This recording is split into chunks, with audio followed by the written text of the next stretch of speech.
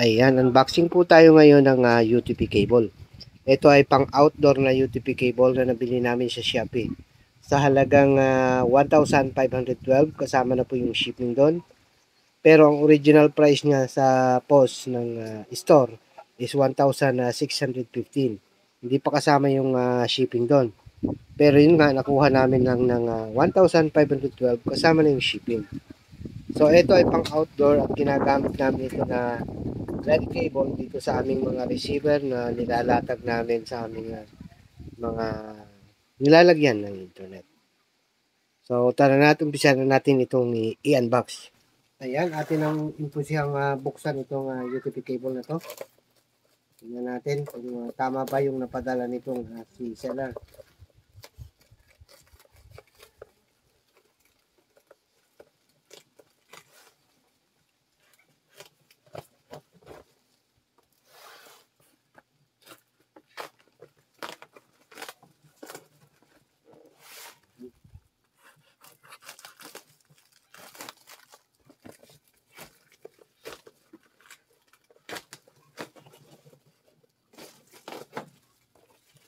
Yan siya.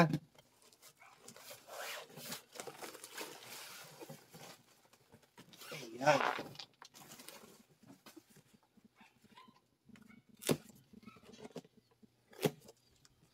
Alright, tingnan na natin. Pinakang laman niya.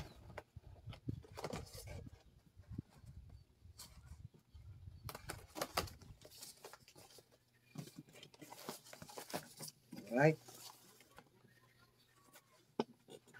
Oh, yan. It's so heavy.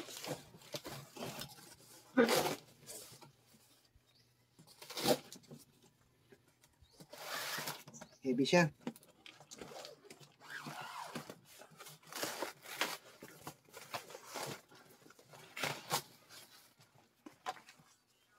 Yan.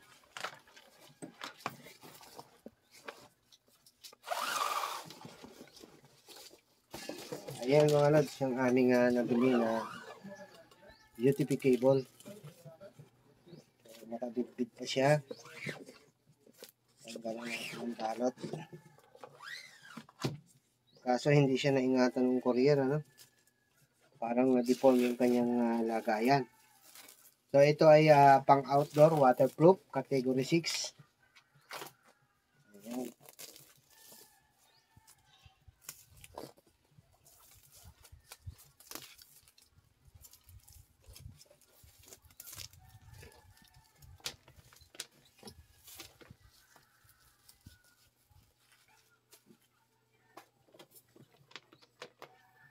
So ayan siya, maganda.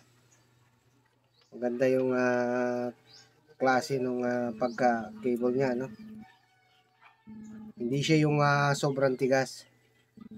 Kasi last time may nabili kaming ganito na talagang matigas. Pero ito, tama lang. Hindi siya masyadong matigas. So titignan natin to, susubukan nating balatan to, tingnan natin kung ano yung laman nito sa loob. Ayan, tingnan natin. Subukan natin.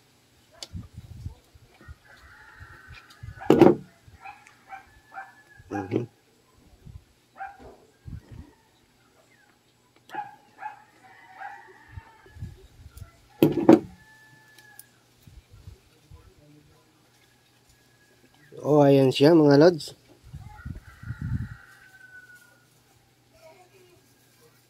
Ayan. So, maganda nga, hindi siya masyadong matigas, no? Yung ito, hindi siya masyadong matigas. Ewan ko lang pagka matagal na siyang naka-expose sa outdoor, syempre medyo titigas na rin yan. Ayan. So, ito ay 350 meters ang haba niya. At ang category niya ay pang outdoor na cat 6.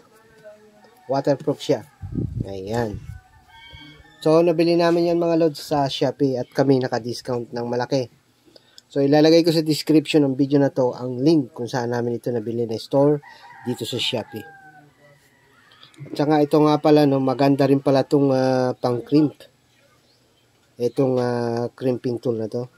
At saka itong pang-cut na para pag sa mga pastro, no? Ito yung ginagamit ko na pang pagka sablay para mapantay ko ba yung dulo.